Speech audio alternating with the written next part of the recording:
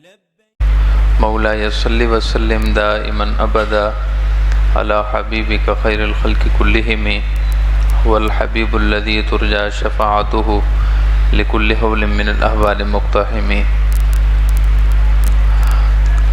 حج عام طور پر 3 قسموں پر مشتمل ہے۔ حج کی 3 قسمیں ہیں۔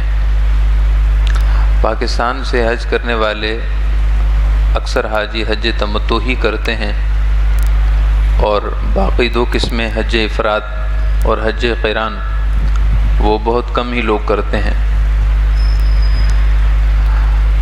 حج افراد یہ حج ہے کہ صرف حج ہی کا احرام، حج ہی کے ساتھ بندہ محرم ہو، حج کی نیت کرے اور صرف حج ہی کرے۔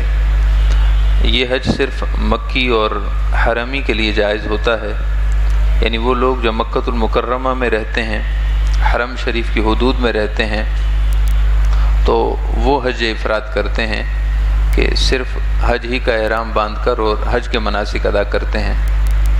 اس کے علاوہ جو حرم شریف سے باہر رہنے والے ہوں، خواہ وہ حل میں ہوں یا آفاق کے ہوں، کعبہ شریف کے آس پاس 2 حدیں ہیں، ایک حرم کی حد ہے اور ایک میقات کی حد ہے۔ جو حرم کی حد میں رہتے ہیں وہ حرمی یا مکی کہلاتے ہیں، اور جو حرم سے باہر اور میقات کے اندر رہتے ہیں وہ میقاتی یا حلی کہلاتے ہیں، اور جو میقات سے بھی باہر رہتے ہیں جیسا کہ ہم لوگ ہیں، ظاہر ہے ہم تو میقات سے بہت دور ہیں، ہم آفاقی کہلاتے ہیں۔ تو بس آسان سی بات سمجھ لیں کہ حج افراد صرف حج یہ وہ لوگ کرتے ہیں جو حدود حرم میں رہتے ہیں۔ باقی 2 قسمیں کہ حج قران اور حج تمتع۔ حج قران یہ ہے کہ نیت عمرے اور حج کی ایک ساتھ کی جائے۔ جب نیت کی جائے تو عمرے کی بھی نیت کی جائے اور حج کی بھی نیت کی جائے کہ اللہ میں عمرے اور حج کی نیت کرتا ہوں۔ اور پھر اس کا طریقہ کار یہ ہوتا ہے کہ عمرے کے تمام افعال اور مناسک ادا کر لینے کے بعد حلق یا قصر نہ کرایا جائے اور احرام کی پابندیوں میں رہے، اور جب حج کے دن آئے تو وہ شخص پھر حج کرے۔ یہ حج قران کہلاتا ہے۔ ہمارے پیارے آقا صلی اللہ تعالی علیہ وسلم نے حج قران کیا تھا، اس وجہ سے تمام علماء کرام اس بات پر متفق ہیں کہ 3 حجوں میں سب سے افضل حج وہ حج قران ہے۔ حج قران اکثر لوگ کیوں نہیں کرتے اور حج تمتع ہی کیوں کرتے ہیں، اس کی عام طور پر جو وجہ سمجھ میں آتی ہے وہ یہ ہے کہ بہت سے لوگ جب حج کے لیے جاتے ہیں تو وہ کافی دن پہلے پہنچتے ہیں، کوئی 10 دن پہلے پہنچا، کوئی 15 دن پہلے پہنچا، تو 10-15 دن احرام کی پابندیوں کے ساتھ رہنا اور پھر انہی پابندیوں میں پھر حج بھی کرنا یہ کچھ مشکل ہو جاتا ہے۔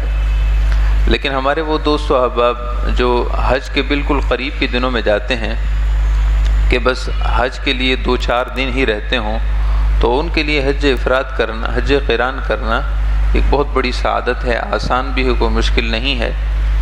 بس صرف اتنا معاملہ ہے کہ عمرے کی ادائیگی ہو جائے گی، طواف ہو جائے گا، صفا مروہ کی سعی ہو جائے گی، مگر حلق یا قصر نہ کرائیں گے، احرام کی پابندیوں میں رہیں گے، اور اس کے بعد پھر جب حج کے دن ہوں گے تو پھر منا چلے جائیں گے اور حج کے مناسک ادا کریں گے۔ البتہ اس میں ایک معاملہ یہ ہے کہ اگر خدا نہ خواستہ کسی قسم کا دم واجب آ گیا، کوئی واجب چھوٹ گیا اور دم واجب آ گیا، تو پھر 1 دم نہیں ہوں گے، 2 دم ہوں گے، اس لیے کہ وہ 2 احراموں کے ساتھ ہے، 2 احرام کی نیت اس نے کر رکھی ہے، ایک عمرے کی اور ایک حج کی، لہذا اگر کوئی دم لازم آئے تو وہ ڈبل دم لازم آئے گا، ایک احرام عمرہ کی وجہ سے اور ایک احرام حج کی وجہ سے۔ تو بہرحال یہ اپنی طبیعت کی بات ہے۔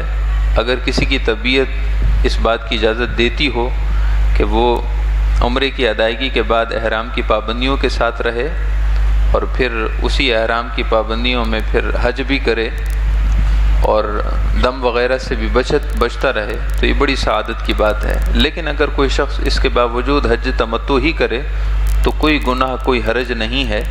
حج تمتع بھی حج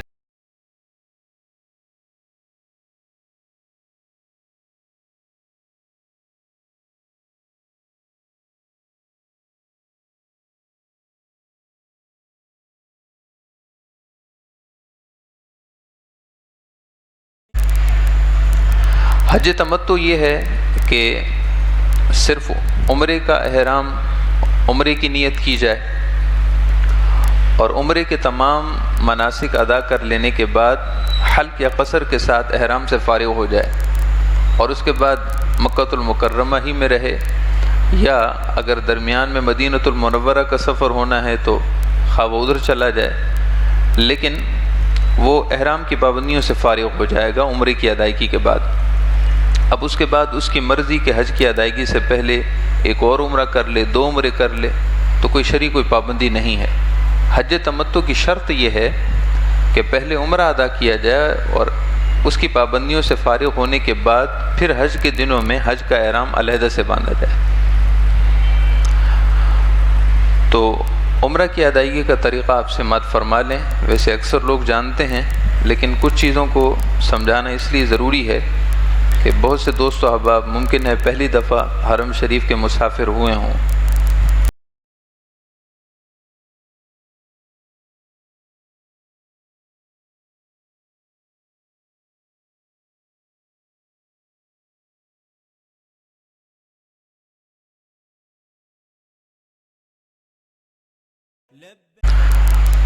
یاد رکھیے کہ عمرے میں 4 چیزیں ہیں، 2 فرض ہیں اور 2 واجب ہیں۔ 4 چیزوں کا نام عمرہ ہے، 2 فرض اور 2 واجب۔ 2 فرضوں میں سے پہلا فرض احرام ہے، یعنی عمرے کی نیت کرنا اور حالت احرام میں احرام کی پابندیوں میں داخل ہو جانا، اور دوسرا فرض کعبہ شریف کا طواف ہے۔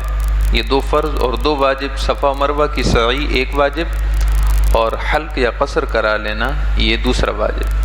تو عمرہ 4 چیزوں کا نام ہے۔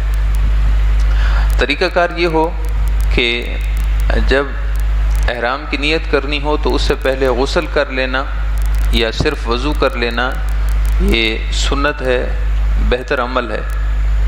لہذا غسل کر لیا جائے اور غسل کرنے میں کوشش کی جائے کہ اچھی طرح غسل کیا جائے، کہ اگر احرام کی پابندیوں میں ہوں تو جسم پر خارش وغیرہ اور بے چینی اور اضطراب کی کیفیت نہ ہو، صاف ستھرے انداز میں غسل کیا جائے یا پھر صرف وضو ہی کر لیا جائے۔ اس کے بعد احرام کی 2 چادریں جو مرد کے لیے مشروط ہیں، شرط ہیں، وہ احرام کی 2 چادریں پہن لے، اور خواتین کے لیے کوئی مخصوص لباس نہیں ہے، وہ جو لباس چاہیں پہن سکتی ہیں، ان کے لیے کوئی پابندی نہیں ہے۔ مرد کے لیے 2 چادریں ہیں جن میں سلائی نہ ہو۔ اب رہ گئی بات سفید کی، تو آپ دیکھتے ہیں سبھی حاجی سفید ہی چادریں پہنتے ہیں، لیکن شریعت میں یہ نہ کوئی فرض ہے، نہ کوئی واجب ہے، نہ کوئی سنت ہے، یہ ایک مستحب عمل ہے۔ بہتر عمل ہے کہ احرام کی چادروں کو مثال ہے کفن کے لباس سے، چونکہ کفن میں چادروں کا سفید ہونا افضل عمل ہے، تو اسے مشابہت کی وجہ سے سفید چادروں کو عام طور پر استعمال کیا جاتا ہے، لیکن شرعاً ایسی کوئی پابندی نہیں ہے۔ شرط یہ ہے کہ وہ سلی ہوئی نہ ہوں، بغیر سلی ہوں۔ احرام کا لباس پہن لیا جائے، اور اگر مکروہ وقت نہ ہو تو پھر 2 رکعت نماز نفل شکرانے کے پڑھے جائیں، یہ مردوں کے لیے بھی ہیں، عورتوں کے لیے بھی ہیں۔ اگر وقت مکروہ ہو تو پھر 2 نفل نہ پڑھے جائیں، اور نہ ہی یہ 2 نفل واجب ہیں کہ بعد میں قضا کرنے ہوں گے، یہ 2 نفل مستحب ہیں، بہتر ہیں۔ اگر مکروہ وقت نہ ہو تو پڑھ لیے جائیں، مکروہ وقت ہو یا خواتین ایام مخصوصہ سے ہوں تو ظاہر ہے اس وقت ان کے لیے کوئی نماز جائز نہیں ہوتی، تو وہ نماز تو نہیں پڑھیں گی، مگر غسل یا وضو کے بعد احرام کے لیے جو لباس انہوں نے مختص کر رکھا ہے اس کو پہن لینے کے بعد وہ فقط نیت ہی کر لیں گی کہ ایسی حالت میں حج یا عمرے کی نیت ہو سکتی ہے، نیت سے کوئی چیز مانے نہیں ہے۔ خواتین کے لیے یہ بات یاد رکھیں خواتین کے لیے ایام مخصوصہ میں نماز منع ہے اور مسجد میں داخلہ منع ہے، اور قرآن شریف کا پڑھنا یا چھونا منع ہے۔ اس کے علاوہ باقی تمام عبادات ان کے لیے جائز ہیں، لہذا احرام میں داخل ہونا، تلبیہ پڑھنا، نیت کرنا، یہ سب ان کے لیے روا ہوگا اور ان کو کرنا ہوگا۔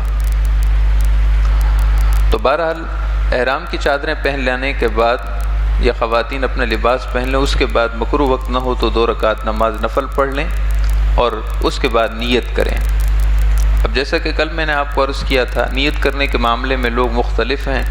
کچھ لوگ گھر ہی سے نیت کر لیتے ہیں، کچھ ایئرپورٹ پر جب امیگریشن کے معاملات سے گزر جاتے ہیں اور انتظار گاہ میں ہوتے ہیں، وہاں 2 رکعت نماز نفل پڑھ کر نیت کرتے ہیں۔ کچھ 2 نفل وہیں پڑھ لیتے ہیں، پھر جہاز میں نیت کرتے ہیں، یا مکہ شریف جدہ شریف پہنچنے سے پہلے 1-1.25 گھنٹے پہلے نیت کرتے ہیں۔ سبھی جائز ہے، سبھی طریقے درست ہیں، کبھی بھی نیت کر لی جائے، مگر میقات سے پہلے ہو۔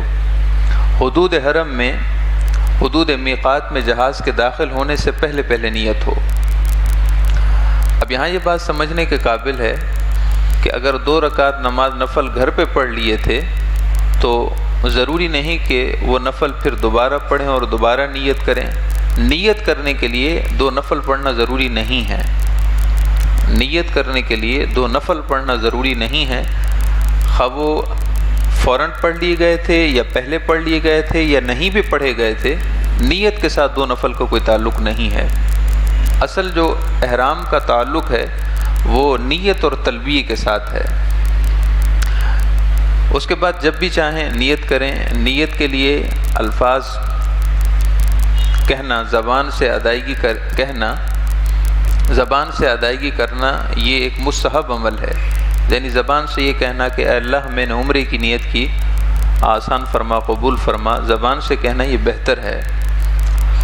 اور عربی زبان میں کہنا یہ برکتوں کے لیے ہے، ورنہ عربی زبان میں کہنا بھی ضروری نہیں۔ عربی زبان کے لفظ یہ ہیں، اللہم انی ارید العمرۃ فیسرھا لی وتقبلھا منی، اے اللہ میں نے عمرے کی نیت کی، آسان فرما، قبول فرما۔ عربی میں کہنا ضروری نہیں ہے، زبان سے کہنا بھی کوئی فرض واجب نہیں، ایک بہتر عمل ہے۔ آپ زبان سے کہہ لیں تاکہ دل مطمئن ہو جائے، زبان سے کہیں کہ میں نے عمرے کی نیت کی، اللہ آسان فرما، قبول فرما۔ اور نیت اور ارادے کے بعد بندہ احرام میں اس وقت تک داخل نہیں ہوتا جب تک وہ کم از کم 1 دفعہ تلبیہ نہ پڑھ لے۔ اس بات کو نوٹ کر لیں، ذہن میں رکھ لیں۔ خواہ عمرہ ہو یا حج ہو، صرف نیت کرنے سے، ارادہ کرنے سے احرام کی پابندیوں میں بندہ داخل نہیں ہوتا جب تک کہ کم از کم 1 دفعہ تلبیہ نہ پڑھ لے۔ ہماری کتابوں میں لکھا ہے کہ احرام 2 چیزوں کا نام ہے، نیت یعنی ارادہ اور اس کے فوراً بعد تلبیہ۔ جو شخص یہ دونوں کام کرے گا تو وہ محرم ہوگا، وہ در حقیقت احرام میں داخل ہو جائے گا۔ جس نے نیت تو کر لی مگر تلبیہ نہ پڑھا، وہ حالت احرام میں نہیں گیا، اگرچہ 2 چادریں ہی پہن لی ہیں۔ 2 چادریں پہن لینا احرام کا نام نہیں ہے، یہ تو صرف علامت ہے، یہ تو صرف علامتی نشان ہے کہ واقعی یہ محرم ہے۔ حقیقت میں نیت و ارادہ اس کے فوراً بعد کم از کم 1 دفعہ تلبیہ پڑھنا فرض اور 3 دفعہ تلبیہ پڑھنا سنت۔ تلبیہ یہ ہے، لبیک اللہم لبیک، لبیک لا شریک لک لبیک، ان الحمد والنعمت لک والملک لا شریک لک۔ جن کو تلبیہ یاد نہیں، ان حاجیوں کو چاہیے، حج پر جانے والوں کو، کہ تلبیہ بہت محنت سے یاد کریں اور اس کو پکا یاد کر لیں، اس لیے کہ آپ کے حج اور عمرے کی ساری رونق تلبیہ سے ہے۔ آپ کے عمرے اور حج کی اصل رونق تلبیہ سے ہے۔ حدیث پاک میں آتا ہے کہ جب محرم جو عمرے یا حج کے احرام میں ہو، جب وہ تلبیہ پڑھتا ہے تو اللہ تعالیٰ اس کے لیے واجب فرما دیتا ہے، اللہ تعالیٰ اس کے لیے واجب کر دیتا ہے۔ صحابہ کرام نے عرض کیا، رسول اللہ کیا ان کے لیے مغفرت کو لازم فرما دیتا ہے؟ رسول اللہ صلی اللہ علیہ وسلم نے ارشاد فرمایا کہ جی ہاں، اللہ تعالیٰ اس کے لیے مغفرت یعنی گناہوں کی بخشش لازم فرما دیتا ہے۔ ایک حدیث پاک میں ہے کہ جب محرم تلبیہ پڑھتا ہے تو اس کے دائیں جانب دنیا کے آخری کنارے تک اور بائیں جانب دنیا کے آخری کنارے تک روئے زمین کی ہر چیز تلبیہ پڑتی ہے۔ جب محرم تلبیہ پڑھے تو اس کے دائیں طرف اور بائیں طرف روئے زمین کی ہر چیز تلبیہ پڑتی ہے، تو محرم کی یہ شان ہے۔ تو تلبیہ یاد کر لیں۔ نیت کرنے کے بعد فوراً سے 3 دفعہ تلبیہ پڑھا جائے۔ جیسے ہی 1 دفعہ اور پھر 3 دفعہ تلبیہ مکمل ہوگا، وہ شخص حالت احرام میں آ چکا ہے، اور اس پر اب کچھ چیزوں کی پابندی ضروری ہے۔ بالکل ایسے ہی جیسے کوئی شخص نماز میں اللہ اکبر کہہ دے، تو اب وہ عام حالات میں نہیں ہے، اب وہ نماز میں ہے۔ نماز کی کچھ پابندیاں ہیں، گفتگو نہیں کر سکتا، کسی کے بات کا جواب نہیں دے سکتا، سینہ نہیں پھیر سکتا، علی حاظ القیاس۔ بالکل ایسے ہی جو شخص محرم ہو گیا، اب اس کے لیے کچھ پابندیاں ہیں۔ وہ پابندیاں کیا ہیں؟ غور سے سنیں۔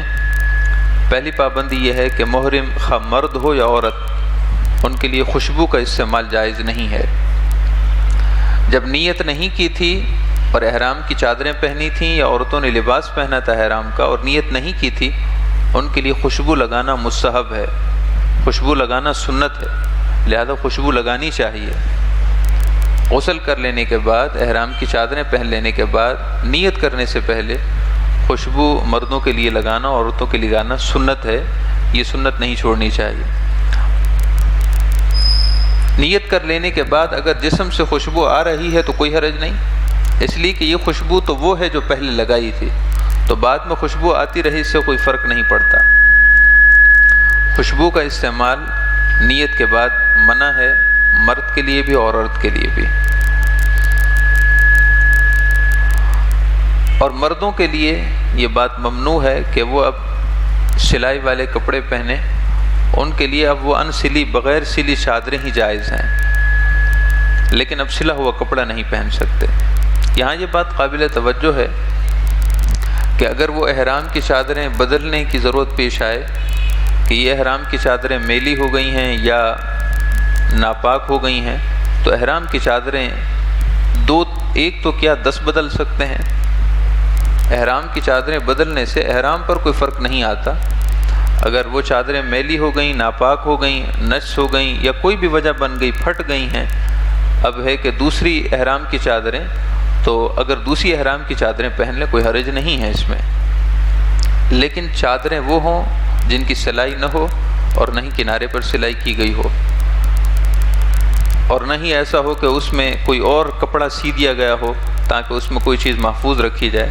وہ چادریں جو استعمال کی ہیں ان میں سلائی کہیں بھی نہ ہو۔ مردوں کے لیے پابندی ہے کہ وہ اپنا سر نہیں ڈھانپ سکتے، اپنا چہرہ نہیں ڈھانپ سکتے، اور اپنے ہاتھوں اور پاؤں پر دستانے اور جرابیں وغیرہ استعمال نہیں کر سکتے۔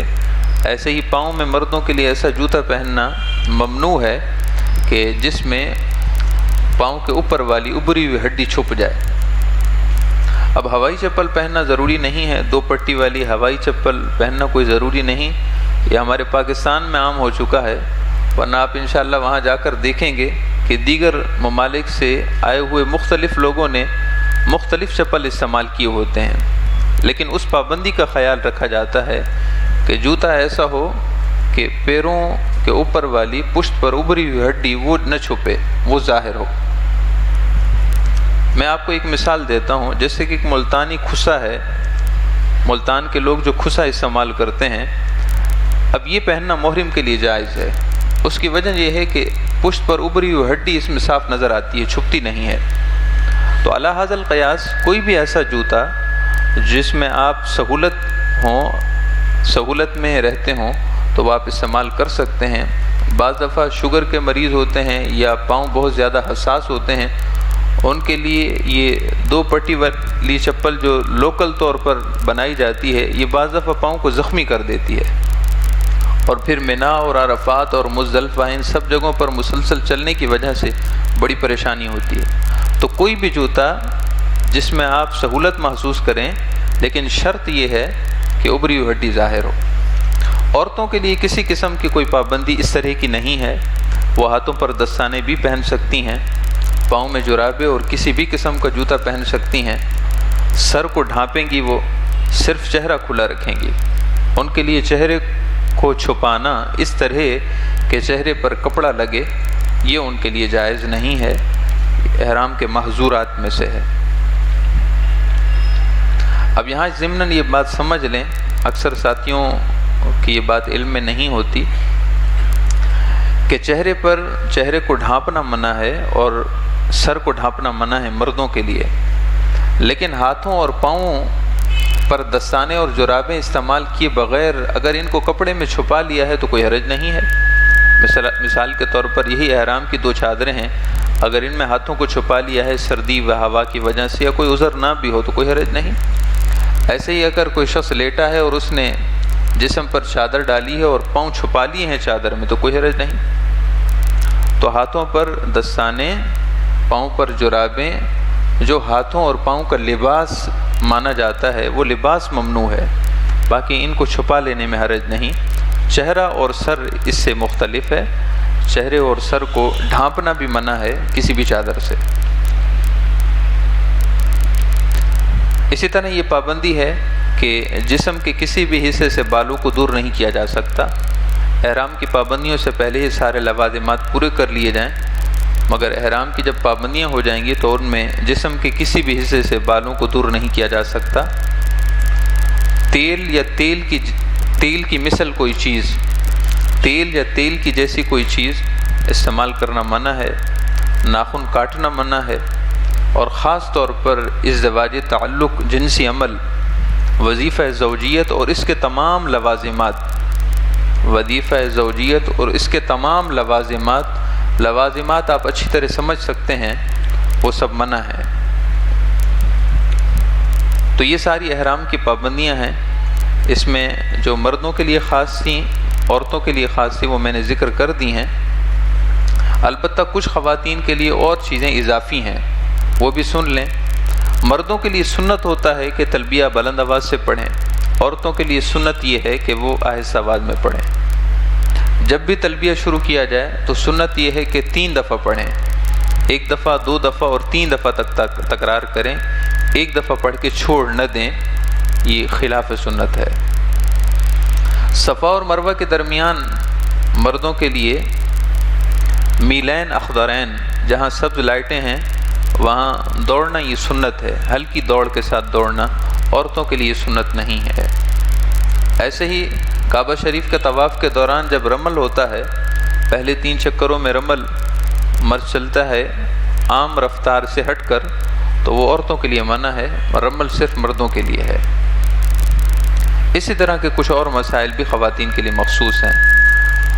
تو احرام کی پابندیوں کے ساتھ جب محرم ہوگا تو اس کے بعد پھر سب سے بہترین عبادت تلبیہ ہے۔ فرض نمازوں، سنت اور نفل نمازوں کے بعد سب سے بہترین عبادت محرم کے لیے تلبیہ ہے۔ بس وہ تلبیہ ہی پڑھے، تلبیہ ہی پڑھتا رہے، فضول گوئی، فضول باتوں سے اجتناب کیا جائے، شرعی مسائل بتائے جائیں، سیکھے جائیں، لیکن کوشش کی جائے کہ زیادہ وقت تلبیہ میں گزرے۔ جب آپ حرم شریف پہنچ جائیں اللہ کے فضل اور اللہ کے کرم کے ساتھ، تو یہ بات ذہن میں رکھیں کہ فوراً عمرے کی ادائیگی کے لیے جانا کوئی شرعاً واجب نہیں ہے، ضروری نہیں ہے۔ آپ کو اگر آرام کرنا ہے، غسل کرنا ہے، غسل کی بھی اجازت ہے۔ غسل کرنا احرام کے محظورات میں سے نہیں ہے، البتہ اس بات کا خیال کیا جائے کہ آپ خوشبو وغیرہ والا صابن استعمال نہ کریں، شیمپو استعمال نہ کریں، ان تمام چیزوں میں خوشبو ہے اور خوشبو کا استعمال کسی طریقے سے جائز نہیں ہے۔ سادہ پانی سے غسل کریں یا مخصوص ایسے صابن جن میں خوشبو وغیرہ نہیں ہوتی، عام طور پر حاجی اور معتمرین کے لیے ہوتے ہیں، ان سے ہی غسل کیا جائے، لیکن بہتر یہ ہے کہ سادہ پانی سے غسل کر لیں تاکہ اصل مقصد حاصل ہو۔ آرام کرنا چاہتے ہیں تو آرام کر لیں، جب دل کرے، جب چاہیں، جب سارے معاملات ہوں، یا جیسے آپ کے باہمی گروپ کے آپس کا جیسا معاملہ طے ہوا ہو، آپ حرم شریف کے لیے جائیں۔ یہاں یہ بات ذرا غور سے سن لیں، خواتین اگر ان دنوں ایام مخصوصہ سے ہوں تو ظاہر ہے وہ پہلے نیت بھی کریں گی، احرام کی پابندیوں میں بھی ہیں، مگر وہ ابھی عمرہ نہیں کریں گی۔ وہ چاہیں تو ہوٹل ہی میں رہیں، اپنے مکان میں رہیں، چاہیں تو وہ حرم شریف جائیں مگر صحن حرم میں رہیں، مسجد حرام میں اندر داخل نہ ہوں۔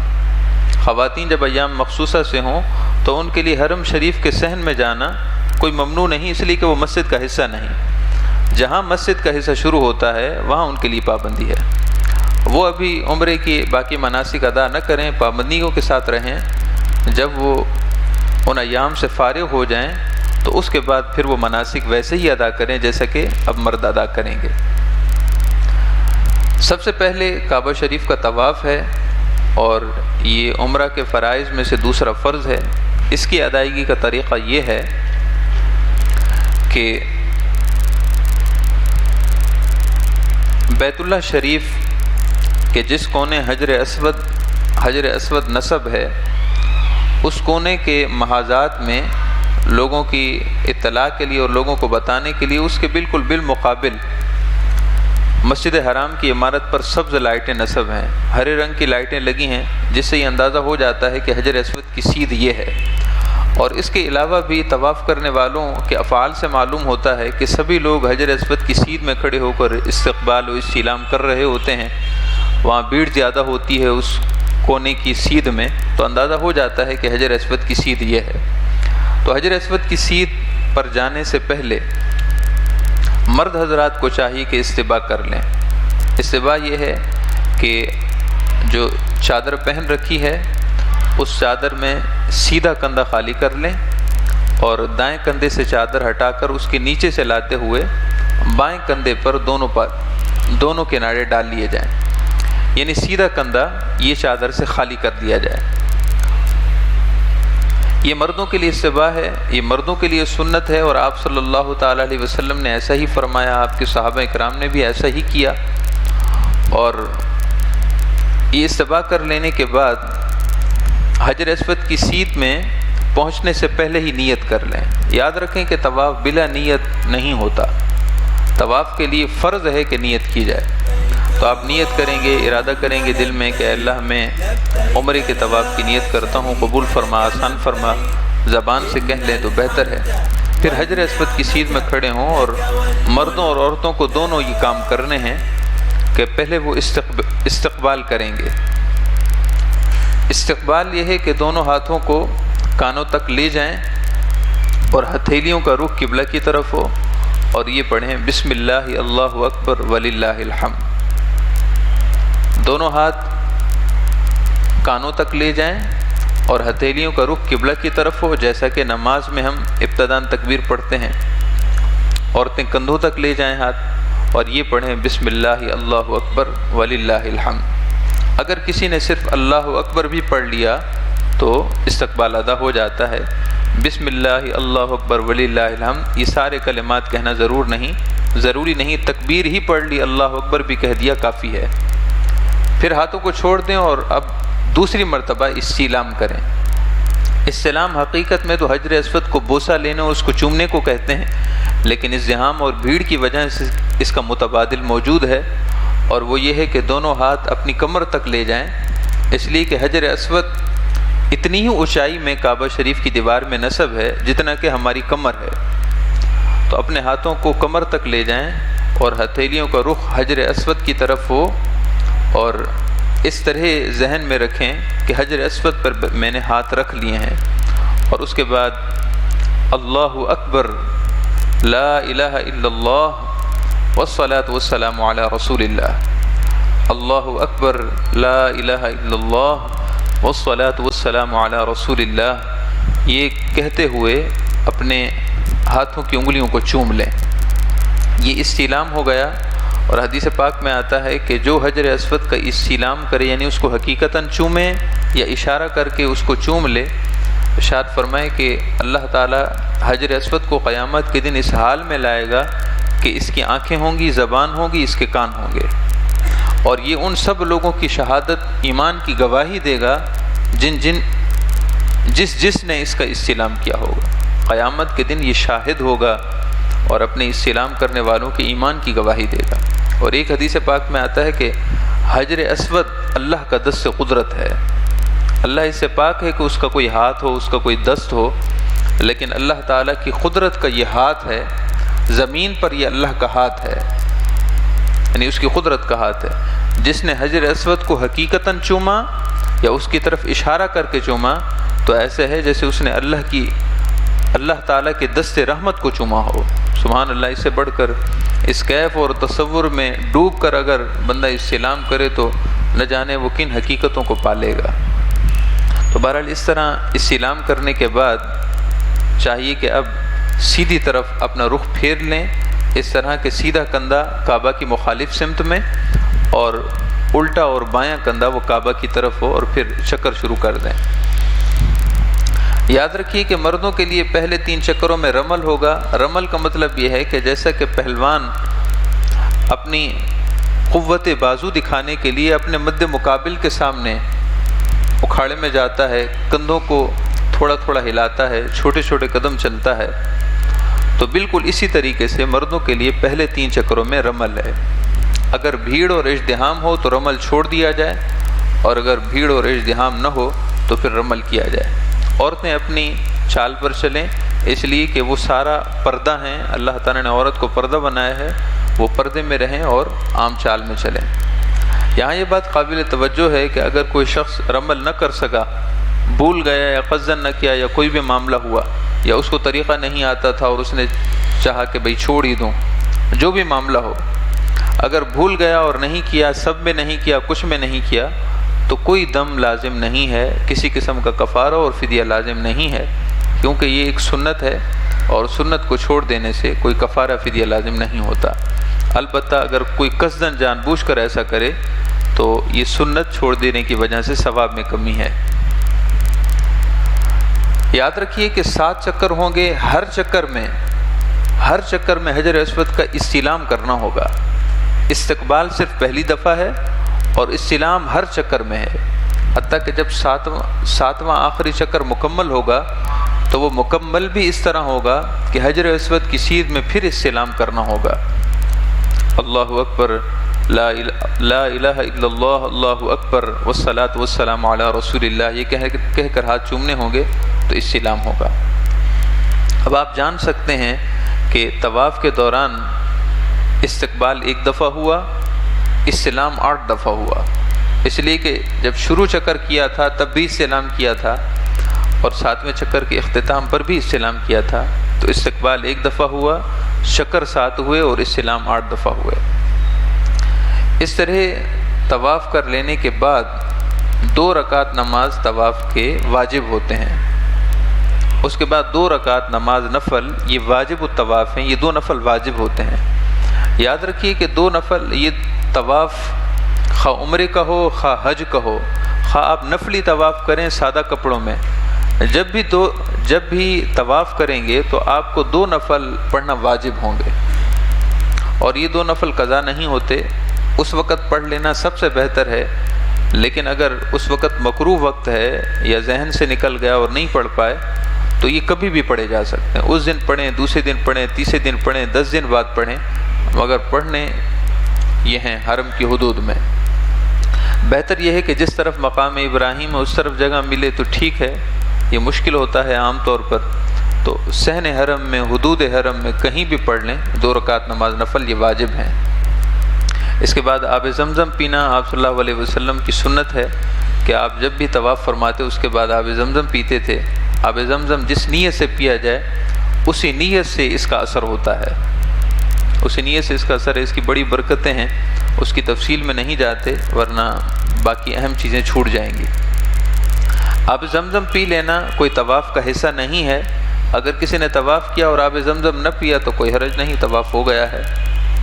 پھر اب صفا و مروہ کی سعی کے لیے جانا ہے جو واجب ہے، اس کا سنت طریقہ بھی یہ ہے کہ حجر اسود کی سیدھ میں پھر کھڑے ہو جائیں، مطاف میں جانے کی ضرورت نہیں ہے کہ دوبارہ آپ مطاف کی طرف چل کر جائیں، بس حجر اسود کی سیدھ میں کہیں پہ بھی آپ اسی طریقے سے استعلام کریں، اللہ لا الہ الا اللہ، اللہ اکبر، والصلاۃ والسلام علی رسول اللہ، اور ہاتھوں کو چوم لیں، اور اس کے بعد آپ پیچھے کی طرف پلٹیں صفا کی طرف۔ صفا کعبہ شریف سے نسبتاً مروہ کے قریب ہے، یعنی مروہ دور ہے اور صفا کعبہ شریف کے قریب ہے، اور آپ کو چکر صفا سے شروع کرنا ہے۔ اگر کسی نے چکر صفا سے شروع نہ کیا تو یہ واجب کا ترک ہو جائے گا، تو آپ کو چکر صفا سے شروع کرنا ہے۔ صفا کی پہاڑی پر چڑھیں، سنت یہ ہے کہ کعبہ شریف کی طرف رخ کر کے دعائیں کریں۔ ہماری کتابوں میں لکھا ہے کہ جتنی دیر میں آپ 50 آیتیں تلاوت کر لیتے ہیں اتنی دیر تک دعائیں کرتے رہنا، خواہ کھڑے ہو کر یا بیٹھ کر، یہ مستحب اور بہتر ہے۔ اور اگر کوئی شخص اس سے کم دعائیں کرے تب بھی ٹھیک ہے، اور کوئی شخص دعا نہ کر سکا، ایسے ہی صفا سے چکر شروع کر دیا تب بھی ٹھیک ہے، مگر سنت یہ ہے کہ یہ مقام اجابت ہے، دعاؤں کی قبولیت کا وقت ہے، لہذا یہ وقت ضائع نہ کیا جائے۔ صفا کی پہاڑی پر پہنچیں تو کعبہ شریف کی طرف رخ کر کے دعائیں کریں، جس قدر دعائیں کر سکتے ہوں، اور نیت کریں کہ اللہ میں صفا اور مروہ کی سعی کے چکروں کی نیت کرتا ہوں، اللہ آسان فرما، قبول فرما۔ زبان سے کہہ لینا بہتر ہے، دل میں ارادہ جو یقیناً ہو چکا ہوگا وہ نیت شرط ہے۔ پھر صفا سے مروہ کی طرف جائیں اور مروہ سے صفا کی طرف آئیں، پھر صفا سے مروہ کی طرف، اور جو 8واں چکر ہوگا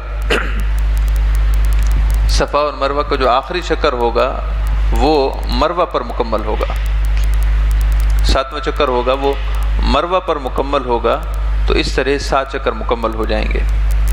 میلین اخسرین درمیان میں سبز لائٹیں ہیں، ان میں مردوں کے لیے دوڑنا سنت ہے۔ اب یہ بات یاد رکھیں، ساتھ میں خواتین ہوں، بعض دفعہ مرد دوڑنے کی وجہ سے خواتین پیچھے رہ جائیں گی۔ اگر اس قسم کو کوئی معاملہ ہو، خاص طور پر خواتین بوڑھی ہوں، تو پھر اگر وہ میلین اخضرین کے درمیان اگر دوڑ کو چھوڑ دیتے ہیں یا اس طریقے سے ادا نہیں کرتے جیسا کہ ادا کرنے کا حق ہے، تو صفا و مروہ کی سعی پر کوئی فرق نہیں پڑتا۔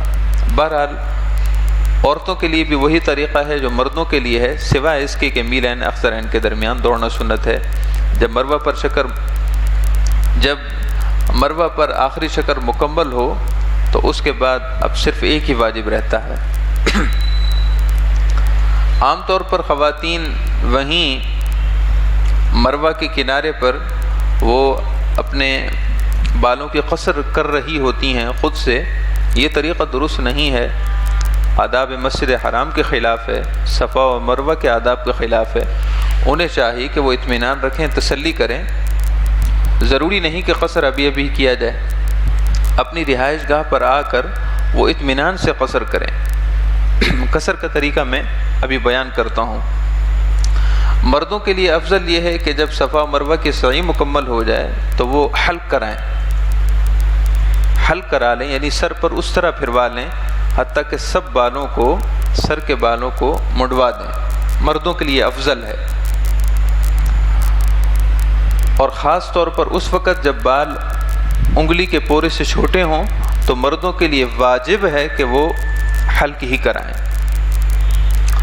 اور اگر بال پورے سے زیادہ ہوں تو مردوں کے لیے یہ جائز ہے کہ وہ اتنے بال کٹوا لیں کہ جس میں انگلی کے پورے کے برابر ہوں۔ آپ مسئلہ وہی ذہن میں رکھیں کہ مردوں کو حلق اور قصر ہی کرانا ہے، باقی مسائل پوچھنے ہو تو وہ بعد میں آپ پوچھ سکتے ہیں کہ مردوں کے لیے قصر کے کیا مسائل ہیں۔ خواتین کے لیے قصر کا طریقہ یہ ہے کہ وہ اپنے مکان پر واپس آئیں تو تب اپنے بال کھولیں، وہاں اجنبی مردوں کے سامنے بال کھولنا، بال بھی ان کے ستر کا حصہ ہے، پردے کا حصہ ہے، لہذا وہاں اپنے بالوں کو غیر اجنبی مردوں کے سامنے ظاہر نہ کریں، جبکہ وہ اللہ کے گھر میں ہیں اور اللہ تعالیٰ کے حکم کی تعمیل میں ہے، تو یہ حکم کی خلاف ورزی نہ کریں۔ عورتوں کے لیے قصر کا طریقہ یہ ہے کہ وہ اپنے بالوں کو کھول لیں اور اس کے 3 حصے کر لیں، سر کے دائیں طرف کا حصہ علیحدہ، بائیں طرف کا حصہ علیحدہ اور پیچھے کی طرف علیحدہ کر لیں۔ 3 حصے کر لینے کے بعد ہر ایک کے نیچے سے بالوں کے کنارے پر اپنی ایک انگلی پر لپیٹ دیں، اپنی ایک انگلی پر لپیٹ دیں، اس طرح کہ پورا ایک دفعہ لپٹ جائے، اور اس کے بعد وہاں سے کاٹ لیں۔ یہی عمل تینوں جانب سے کریں۔ جب تینوں طرف سے بال کے 3 حصوں میں سے ہر ایک کے کنارے پر، بال کے 3 حصوں میں سے ہر ایک کے کنارے پر اس طرح انگلی کے اوپر لپیٹ کر اس کو کاٹ دیا جائے گا، تو عورتوں کے لیے قصر احرام سے فارغ ہونا ہے۔ اب احرام کی پابندیاں ختم ہو چکی ہیں۔ خواہ مرد نے ابھی سفید لباس چادریں پہن رکھی ہوں، مگر جب حلق اور قصر کرا لیا تو پابندیاں ختم ہو چکی ہیں۔ ایسے ہی خواتین اگر وہ اپنا لباس پہن رکھا ہے لیکن قصر کر لیا ہے تو احرام کی پابندیاں ختم ہو چکی ہیں۔ اس کے بعد پھر جب حج کے دن آئیں تو اس دوران اگر عمرہ کرنا چاہیں کر سکتے ہیں، زیارتیں کریں، وہ سارے معاملات اپنی جگہ ہیں۔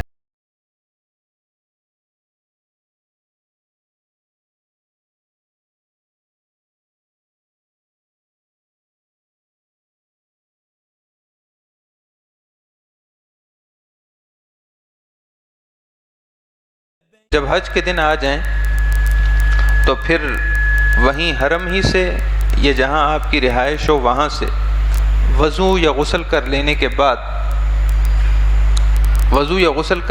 بعد احرام کا لباس پہن لیں۔ مردوں کے لیے وہی 2 چادریں ہیں، وہی سارے معاملات ہیں، اور اس کے بعد 2 رکعت نماز نفل پڑھیں اگر مکروہ وقت نہ ہو۔ یہ 2 نفل شکرانے کے ہیں، اور اس کے بعد پھر نیت کر لیں۔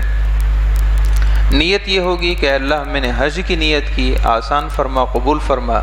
زبان سے کہہ لینا بہتر ہے، مگر جب دل میں ارادہ آ گیا تو یہ نیت ہے۔ عربی میں کہہ لیں یہ بھی بہتر ہے، اگر عربی کے لفظ نہیں آتے کوئی حرج نہیں، اپنی مادری زبان میں بھی نیت ہو سکتی ہے۔ کوئی اپنی زبان میں نیت کرے اور صرف یہ لفظ کہہ دے کہ میں نے حج کی نیت کی، تب بھی ٹھیک ہے۔ نیت کرنے کے فوراً بعد 3 دفعہ تلبیہ پڑھنا ہوگا، 1 دفعہ فرض ہے اور 3 دفعہ سنت ہے۔ جب تک کوئی تلبیہ نہیں پڑھے گا وہ حج کے احرام میں نہیں آئے گا۔ حج کے احرام کے لیے ضروری ہے کہ نیت کے فوراً بعد تلبیہ پڑھا جائے۔ جیسے ہی تلبیہ پڑھیں گے اب احرام کی ساری پابندیاں پھر لاگو ہو گئیں۔ اب جو باتیں ہیں وہ خاص طور پر سننے اور سمجھنے کی ہیں۔ حج کے بنیادی طور پر 5 دن ہیں: 8 ذی الحج، 9 ذی الحج، 10 ذی الحج، 11 ذی الحج اور 12 ذی الحج۔ انہی 5 دنوں کے اندر حج کے مناسک ادا ہوتے ہیں، اور ان 5 دنوں میں 10 ذی الحج کا دن سب سے مصروفیت والا دن ہے۔ 8 ذی الحج منا ہی میں رہنا ہوتا ہے، 9 ذی الحج میدان عرفات میں گزرتا ہے، اور اس کی رات مزدلفہ میں۔ پھر 10 ذی الحج مصروفیت کا دن ہے، باقی 11 اور 12 ذی الحج اتنی مصروفیت نہیں ہوتی۔ منا میں 8 ذی الحج کو ظہر، عصر، مغرب، عشاء، اور پھر 9 ذی الحج کی فجر کی نماز یہ منا میں پڑھنا سنت ہے۔ یہ 5 نمازیں منا میں پڑھنا سنت ہے۔ سنت کا مطلب یہ ہے کہ فرض واجب نہیں ہے۔ اگر کوئی منا پہلے ہی پہنچ گیا، 7 ذی الحج کی رات ہی کو منا میں پہنچ گیا تو کوئی حرج نہیں ہے۔ عام طور پر حاجیوں کو 7 ذی الحج کی رات ہی کو، یعنی 7 اور 8 ذی الحج کی درمیانی رات ہی کو منا میں پہنچا دیا جاتا ہے، بلکہ اکثر لوگ عشاء کی نماز بھی وہیں پڑھتے ہیں، اور اس کے بعد 8 ذی الحج مکمل وہیں منا ہی میں گزرتا ہے۔ لہذا ظہر، عصر، مغرب، عشاء وہیں پڑھی جائے۔ منا میں اس دن کوئی مخصوص عبادت نہیں ہے، منا میں رہنا ہے، دعائیں کرنی ہیں، اللہ تعالیٰ کے حضور اللہ تعالیٰ کے نیک بندوں کا وسیلہ پیش کیجیے کہ اے اللہ یہ وہ جگہ ہیں جہاں تیرے نیک بندے تیری بارگاہ میں اسی طرح حالت احرام میں حاضر ہوتے رہے ہیں، اے اللہ ان کے صدقے ہماری حاضری کو بھی قبول فرما لے۔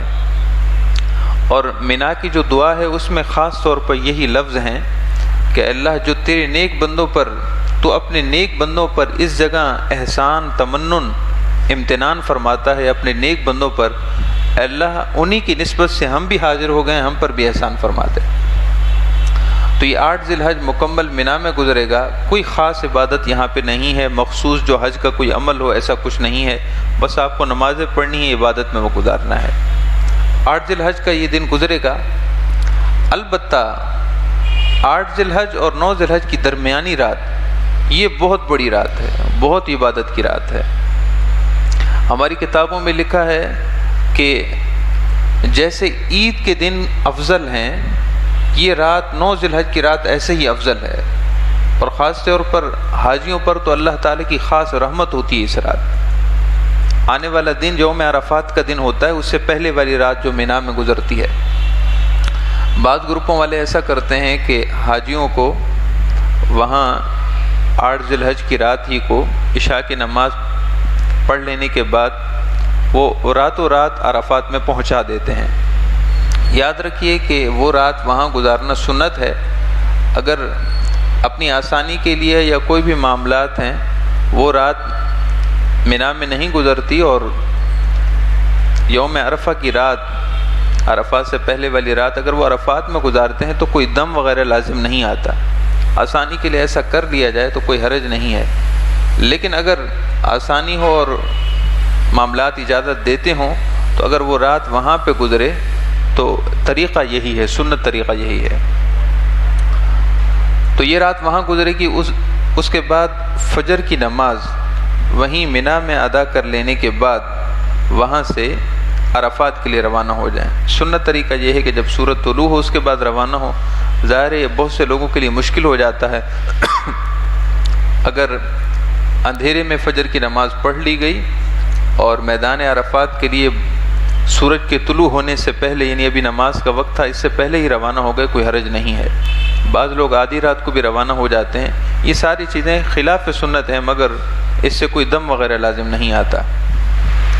میدان عرفات پہنچ کر اصل عبادت کا وقت زوال سے لے کر غروب آفتاب تک شروع ہوتا ہے. میدان عرفات میں وقوف عرفہ وہ اصل حج ہے. حج کی حقیقت اور حج کا سارا لب لباب وہ وقوف عرفہ ہے. حج نام ہی وقوف عرفہ کا ہے. عرفات میں زوال سے لے کر، سورج کے زوال سے لے کر اور غروب آفتاب تک یہ وقت خاص وقت ہے. ہماری کتابوں میں لکھا ہے اللہ رب العزت اس دن اپنے ان حاجی اور اپنے حجاج کرام بندوں اور بندیوں پر اتنی سخاوت فرماتا ہے کہ اگر گناہوں سے آلود شخص بھی آ جائے اور وہ عرض کر دے کہ اللہ میری مغفرت فرما دے، اللہ تعالیٰ اس کو گناہوں سے دھو دیتا ہے. اور وہ گناہوں سے ایسے پاک ہوتے ہیں جیسے کہ آج ہی کے دن ان کی پیدائش اور ولادت ہوئی ہے. میدان عرفات میں حاجیوں کو ہم نے دیکھا اپنی آنکھوں سے کہ وہ اس دن کی اہمیت سمجھتے ہی نہیں ہیں. وہی لڑائی جھگڑے، وہی جنگ و جدال، وہی اپنی جگہوں پر ایک دوسرے سے جھگڑا کرتے ہیں. ان کو نہ جانے یہ حقیقت کیوں نہیں سمجھ آتی کہ آپ کے حج کا اصل لب لباب تو یہی وقت ہے جو آپ جنگ و جدال میں صرف کر رہے ہیں. ہمیں یاد ہے کہ جب ہم میدان عرفات میں پہنچے تھے تو پہنچتے ہی ہم نے دیکھا کہ وہاں خیموں پر جھگڑا ہو رہا تھا. ایک کہتا ہے کہ یہاں میں آرام کروں گا، دوسرا کہے کہ میں یہاں آرام کروں گا. آپ آرام کرنے کے وقت تو بہت سارے چھوڑ آئے ہو اور بعد میں بھی آپ کو ملیں گے. یہ کوئی آرام کا دن نہیں ہے، یہ تو اللہ تعالیٰ کے حضور میدان محشر کو یاد کرنے کا وقت ہے. میدان عرفات حدیث میں آتا ہے کہ یہی تو وہ جگہ ہے جو میدان محشر بنے گی. میدان عرفات یہی تو میدان محشر بنے گا. اللہ تعالیٰ اس زمین کو دوسری زمین سے بدل دے گا، وسیع و عریض ہو جائے گی، مگر جگہ یہی ہوگی میدان عرفات. تو وہ میدان محشر کی نسبت کو یاد کرنا چاہیے اور زوال سے لے کر غروب آفتاب تک دعاؤں میں وقت گزاریں کہ اس دن اصل عبادت دعائیں ہیں. ہماری کتابوں میں لکھا ہے کہ قرآن پاک کی تلاوت سے بھی افضل میدان عرفہ میں دعائیں مانگنا ہے. اب آپ اسے اندازہ کر لیں کہ دعا مانگنا کتنا افضل ہے. اور وہ افضل اس وجہ سے ہے کہ رسول اللہ صلی اللہ علیہ وسلم نے میدان عرفات میں دعائیں ہی مانگی تھیں، تلاوت نہیں فرمائی تھی. اس لیے دعا مانگنا سب سے افضل. ظہر اور عصر کی نماز اس دن اپنے وقت میں ہی ادا کی جائے گی. ظہر کی نماز ظہر کے وقت میں، عصر کی نماز عصر کے وقت میں. یہ جمع کرنا صرف ان لوگوں کے لیے جائز ہوتا ہے جو مسجد نمرہ میں مقررہ امام کے پیچھے جماعت سے نماز ادا کرتے ہیں، اور یہ ممکن نہیں ہوتا اور نہ اس کی کوشش کی جائے ورنہ بڑی مشکل ہو جائے گی. اپنے ہی خیموں میں رہیں، ظہر کے وقت میں ظہر ادا کریں، عصر کے وقت میں عصر. جیسے ہی سورج زائل ہو جائے، سورج کے زوال تک، جب تک سورج غروب نہ ہو جائے، زوال نہیں، جب تک سورج غروب نہ ہو جائے 9 ذی الحج کا، آپ میدان عرفات کی حدود ہی میں رہیں. اگر کسی نے ایسا کیا کہ میدان عرفات سے پہلے نکل پڑا اور ابھی حدود ہی میں تھا اور سورج غروب ہو گیا تو اس کا وقوف عرفہ کا واجب ادا ہو گیا. تو میدان عرفات میں ہی رہنا ہے جب تک سورج غروب نہ ہو جائے. جب سورج غروب ہو جائے تو اس کے بعد اپنے سارے معاملات کو مد نظر رکھتے ہوئے مزدلفہ کی طرف روانہ ہو جائیں. لیکن مغرب کی نماز نہ پڑھیں۔ اس دن مغرب کی نماز نہ مزدلفہ میں پڑھنا جائز ہوگا اور نہ ہی راستے پر پڑھنا جائز ہوگا۔ اگر پڑھ لی گئی تو اس کو دوبارہ دہرانا ہوگا۔ جب مزدلفہ پہنچ جائیں، خواہ وہ رات کے نصف حصے میں یعنی آدھی رات کو پہنچیں، رات کے ابتدائی حصے میں پہنچیں یا رات کے انتہائی حصے میں پہنچیں، آپ کو مزدلفہ ہی میں مغرب اور عشاء پڑھنی ہے ایک ساتھ۔ پہلے مغرب کے فرض، پھر عشاء کے فرض، پھر مغرب کی سنتیں اور باقی جو عشاء کی سنتیں اور وتر ہیں وہ پڑھنے ہیں۔ ہاں اگر خدا نہ خواستہ ایسا ہو جائے، ایسا ہوتا نہیں لیکن شاذ و نادر ایسا ہوتا بھی ہے، اگر ایسا ہو جائے کہ عشاء کی نماز کا وقت بھی نکل رہا ہو، یعنی صبح صادق کا وقت بالکل قریب ہو چکا ہو کہ اب اندازہ یہ ہے کہ نماز عشاء کی قضا ہو جائے گی، تو اب راستے پر پڑھنا جائز ہے، نماز قضا نہیں کرنی، مغرب کو پھر عشاء کے ساتھ اور عشاء کو پھر اپنے وقت میں پڑھنا ہے۔ اگر عشاء کی نماز قضا ہونے کا اندیشہ ہو تو ایسا ہے، اگر قضا ہونے کا اندیشہ نہ ہو، گھنٹہ ڈیڑھ 2 گھنٹہ بھی رہتا ہے تو نہ پڑھیں، مزدلفہ پہنچ کر پڑھیں۔ مردوں کے لیے بھی یہ حکم ہے، عورتوں کے لیے بھی یہ حکم ہے، عورتوں کے لیے کوئی علیحدہ حکم نہیں ہے۔ مزدلفہ پہنچ کر مخصوص عبادت کوئی نہیں ہے۔ ہمارے پیارے آقا صلی اللہ علیہ وسلم نے مزدلفہ میں آرام فرمایا تھا، کیونکہ جیسا کہ میں نے عرض کیا کہ 10 ذی الحج کا دن مصروفیت کا دن ہے، اگلا دن 10 ذی الحج کا ہے۔ آپ صلی اللہ علیہ وسلم نے اپنی امت کی آسانی کے لیے آپ نے اس دن آرام فرمایا۔ صحابہ فرماتے ہیں آپ نے اس دن تہجد بھی نہیں پڑھی۔ مزدلفہ کی رات آپ صلی اللہ علیہ وسلم نے اپنا معمول تہجد بھی ترک فرما دیا تاکہ آپ کی امت کے لیے سنت ہو کر آسانی ہو جائے۔ تو مزدلفہ پہنچ کر مغرب اور عشاء کے نفل پڑھ لیں، اس کے بعد نمازیں پڑھ لینے کے بعد کچھ دیر آرام کر لیں۔ آرام کا وقت اکثر حاجیوں کو میسر نہیں آتا کیونکہ وہ جیسے ہی فارغ ہو جاتے ہیں پھر صبح کو نماز کا وقت داخل ہو جاتا ہے، نماز پڑھ لینے کے بعد پھر وہ منا سے نکلنے کی کوشش کرتے ہیں۔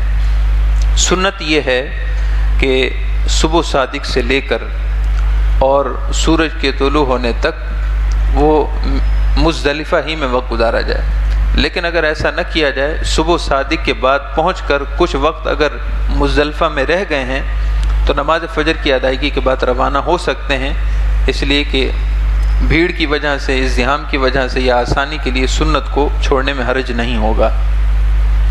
خاص طور پر جب قافلے ایک ساتھ چلتے ہوں تو کئی چیزوں کا خیال رکھا جاتا ہے، اس میں کئی ضعیف، عمر رسیدہ، بیمار افراد بھی ہوتے ہیں، تو کئی چیزوں کو ساتھ لے کر چلنا پڑتا ہے، لیکن اصل چیز یہ ہے کہ واجب ادا ہونا چاہیے۔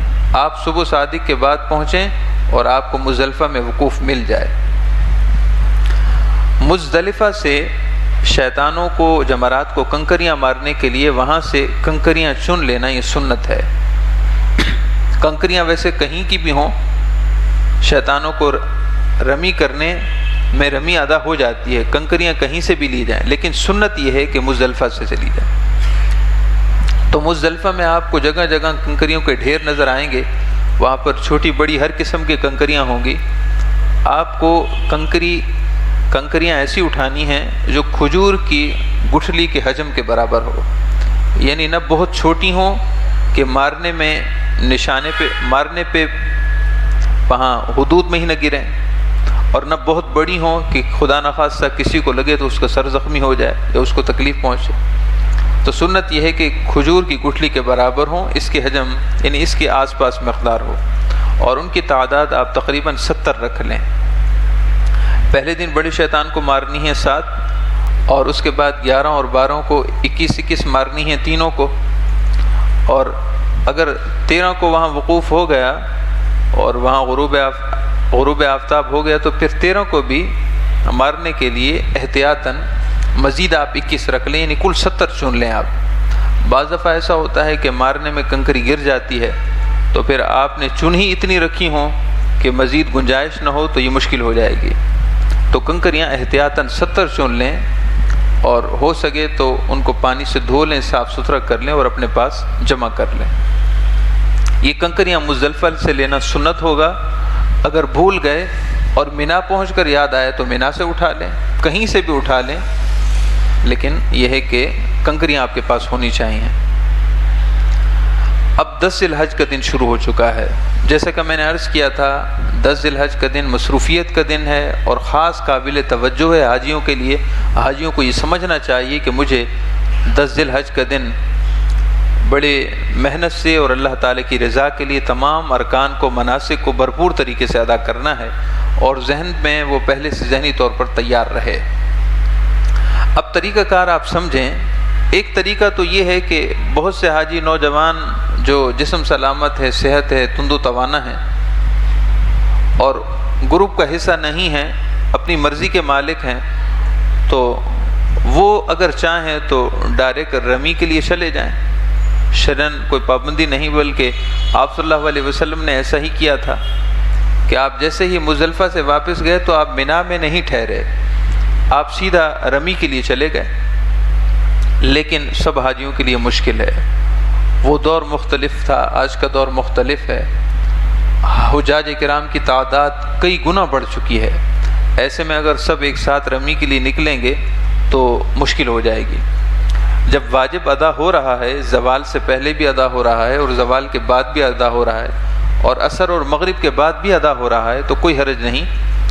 بہتر یہ ہوگا کہ آپ پہلے مینا میں جائیں اپنے خیموں میں، وہاں آپ آرام کریں اور چاہیں تو زوال سے پہلے، ظہر کی نماز سے پہلے، اور چاہیں تو بہتر یہ ہوگا کہ ظہر کی نماز کے بعد آپ بڑے شیطان کی رمی کے لیے جائیں. رمی کا وقت آپ سن لیں. رمی کا وقت کتنا ہے؟ رمی کا وقت 10 ذی الحج کی صبح صادق سے لے کر اور 11 ذی الحج کی صبح صادق تک ہے. پورے 24 گھنٹے موجود ہیں. اس 24 گھنٹے میں کبھی بھی بڑے شیطان کی رمی کر لی گئی واجب ادا ہو جائے گا، کبھی بھی واجب ادا ہو سکتا ہے. تو سہولت آسانی یہ ہے کہ جب ظہر کی نماز کا وقت ختم ہو جائے، ظہر کی نماز کے بعد عصر مغرب اس درمیان میں بڑے شیطان کی رمی کے لیے جائیں. جب آپ بڑے شیطان کی رمی کے لیے پہنچیں گے تو درمیان میں پہلے ایک جمرہ آئے گا، پھر دوسرا جمرہ آئے گا. دونوں کو چھوڑتے ہوئے آپ تیسرے کے پاس پہنچیں گے اور تیسرے کی رمی کریں گے. رمی کا طریقہ یہ ہوگا کہ آپ پہلے ہی سے اپنے الٹے ہاتھ میں کنکریاں لے لیں اور 7 سے زیادہ لے لیں. 7 کا عدد مختصر نہ کریں، آپ 10 اپنے الٹے ہاتھ میں رکھ لیں اور جب قریب پہنچیں تو اس کے بعد ایک کنکری اٹھائیں اور اللہ اکبر کہہ کر ہاتھ بلند کریں اور ہاتھ بلند کرتے ہوئے کنکری ماریں. وہ جو اس کے آس پاس گول باؤنڈری بنی ہوئی ہے، اگر آپ کی کنکری اس باؤنڈری کے اندر پہنچ گئی تو آپ کی رمی ادا ہو گئی، اور اگر باؤنڈری کے اندر آپ کا کنکر نہ گیا اور پیچھے گر گیا تو آپ کو پھر وہ کنکر ادا نہ ہوا. آپ اس کی جگہ پھر دوسرا کنکر اٹھائیں گے اور پھر اللہ اکبر پڑھ کر پھر رمی کریں گے. تو آپ کو یہ تھوڑا دیکھنا ہوگا کہ اس باؤنڈری کے اندر آپ کا کنکر پہنچے، اس پلر کو لگنا ضروری نہیں ہے. وہ پلر جو علامتی نشان شیطان کا بنا ہے، جمرہ کا بنا ہے، اس کو لگنا ضروری نہیں ہے. لگ جائے تو بھی ٹھیک ہے اور نہیں لگا تب بھی ٹھیک ہے، مگر یہ ہے کہ باؤنڈری کے اندر پہنچے تو اللہ اکبر پڑھ کر پھینکنا ہے. سب کنکریاں، کوئی چاہے کہ 7 کی 7 کنکریاں اٹھا کر ایک ساتھ مار دے، ایسا نہیں ہوگا. وہ ایک ہی کنکری شمار ہوگی. ہر کنکری علیحدہ پکڑنی اور علیحدہ پھینکنی ہے. اور پکڑنے کا سنت طریقہ یہ ہے کہ شہادت کی انگلی اور انگوٹھے کے درمیان پکڑی جائے اور اللہ اکبر کہہ کر پھینکیں. اگر آپ کا کوئی حاجی بیمار ہو گیا ہے، وہ مینا تک نہیں پہنچ سکا جمرات کے لیے، تو آپ اس کی طرف سے وکیل ہو کر اس کی بھی رمی کر سکتے ہیں. مگر یہ اس وقت ہوتا ہے جب اس کے لیے یہاں تک پہنچنا دشوار ہو. عام طور پر بوڑھی خواتین، بیمار افراد، ضعیف افراد، ان کے عام طور پر لوگ وکیل بنتے ہیں.